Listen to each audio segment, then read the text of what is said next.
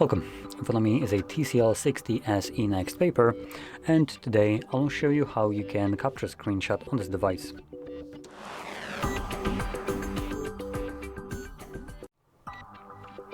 So to get started, you will want to open up content that you wish to capture. For me, that will be the home screen, which is already open and visible on my screen. Now, once the content that you wish to capture is visible on your screen, all you need to do is hold power button and volume down right here.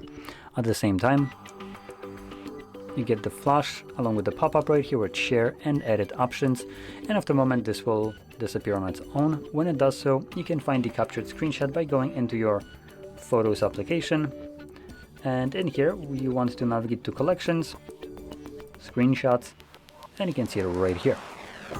So there we go.